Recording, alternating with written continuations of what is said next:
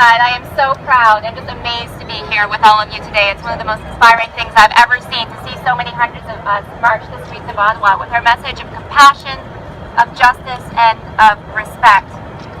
I believe that most of the good things that have ever happened in this world have come about because of activism, because of people like us here today trying to do better. So when I call somebody an activist, for me that's the highest compliment I think that anyone could ever give, and so I'm proud to share activism with all of you here today.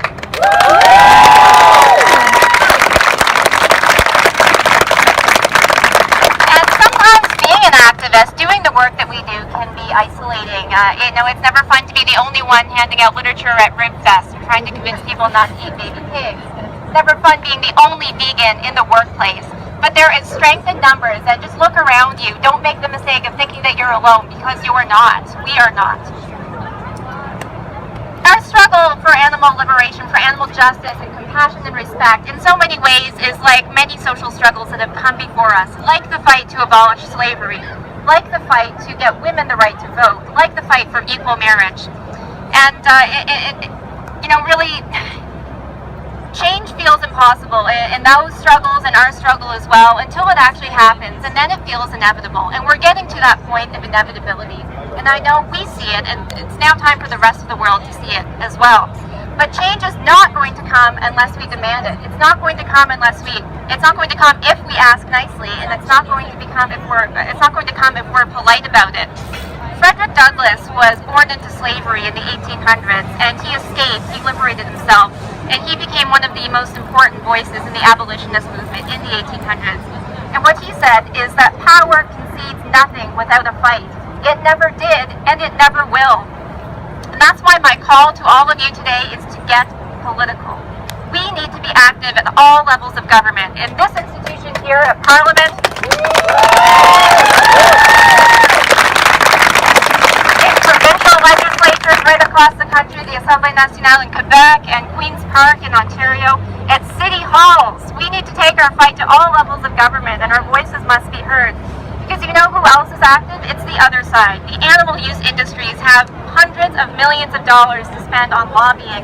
We can pay the best political lobbying firms in this country to go and ask politicians to do their bidding. And what their money has largely bought, federally, is silence on animal issues. When animal issues get raised in the House of Commons, more often than not, it's by members of Parliament or even ministers in the cabinet attacking animal rights activists and calling us extremists. Well, I don't know about you, but I do not want to live in a world where compassion and basic decency towards other creatures is considered extreme.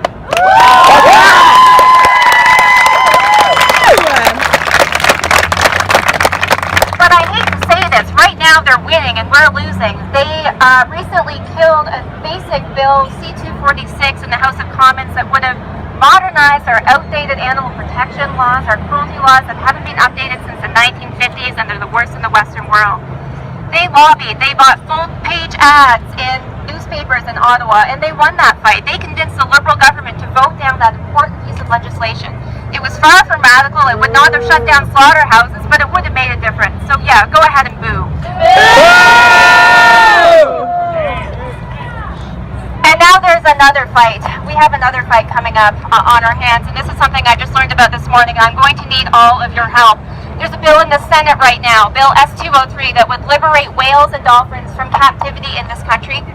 It's a bill whose time has come. We need to get these cetaceans out of tiny tanks and into seaside sanctuaries, and this bill would ban keeping them in those concrete tank prisons.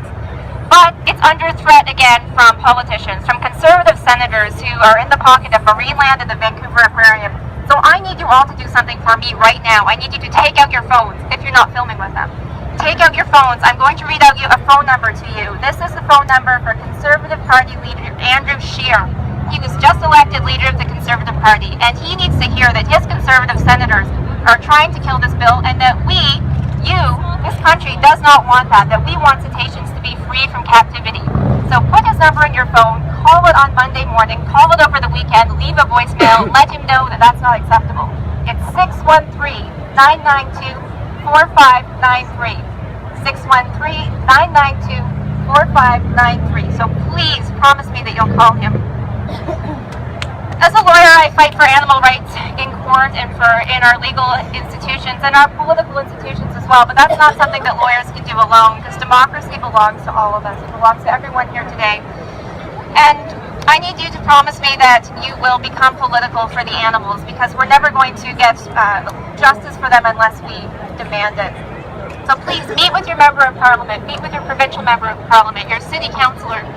Tell them that you care about animal issues. Tell them that you need them to support strong animal protection legislation, because it does matter. Don't ever make the mistake of thinking it doesn't matter and that, well, they're not going to do anything anyway, so there's no point in trying, because the only way to be sure that they won't do anything is if we don't try. Alice Walker said that the most common way people give up their power is by thinking they don't have any. So don't make that mistake. Who's with me?